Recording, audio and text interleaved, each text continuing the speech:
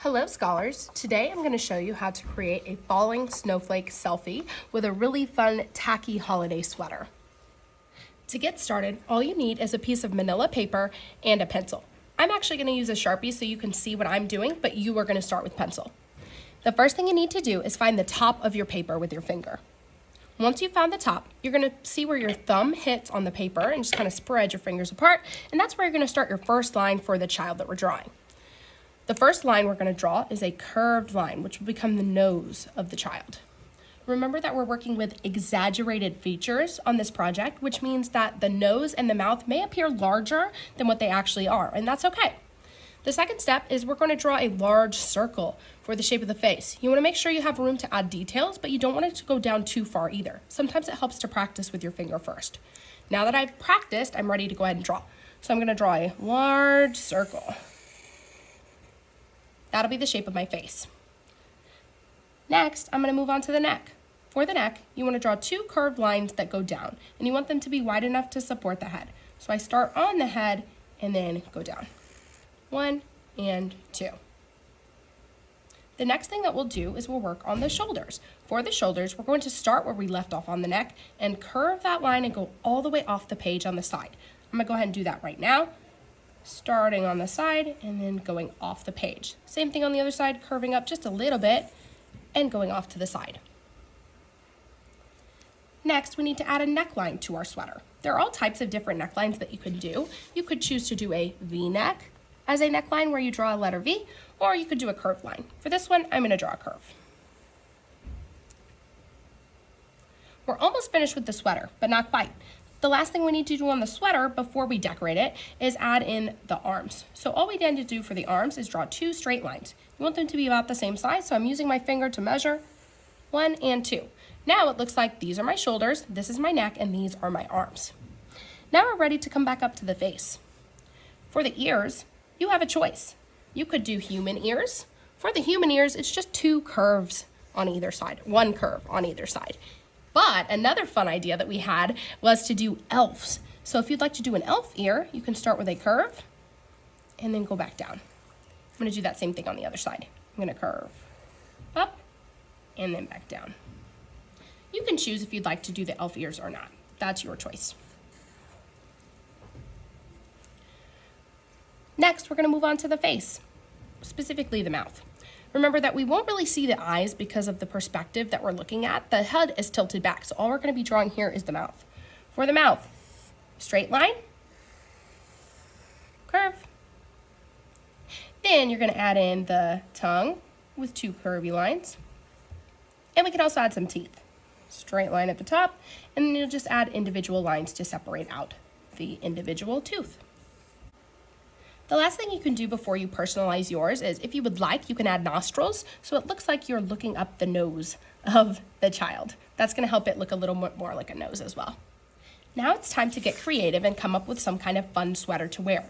You could choose to make a tacky Christmas, holiday, or any type of holiday that you celebrate sweater if you'd like, or you can make just a regular sweater. You want to add those details with pencil first, and then when you're done with all of the pencil, you'll trace over it with Sharpie. Remember that I started with Sharpie, so my step is already done with Sharpie. Now that my entire design is traced with Sharpie, it's time to start coloring. You have a couple options for the colors that you get to use today. The first option is to use the metallic or special crayons. The variety box will have kind of just some random colors in it, so you're going to color your whole design. I forgot to talk about the hair. If you would like to add hair, there's a couple different ways you can do it. The hair would come from behind the nose. So if you're a girl, the best way to do the hair is to kind of start with a curve. You want to make sure you skip over the ear and then come back down.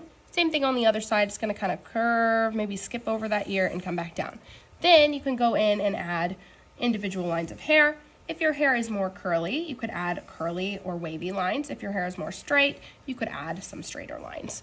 I'll actually also come back with color later to add more details to this, but right now I'm just adding in kind of like the strands of hair. If you're a boy, you could also do hair, but your hair would be just closer to the top of your head and just kind of a little bit of fuzz right there. For the skin tone of the person or elf that you're drawing, you can choose. For me, I'm actually going to keep this color as the skin tone because it matches mine kind of closely. For you, if you would like to change the skin tone, you can grab a crayon that kind of matches your skin color and color in the skin tone as well if you would like, or you can leave it as is. Once you're fully finished, you're going to raise your hand and check with Miss W before you move on to the background.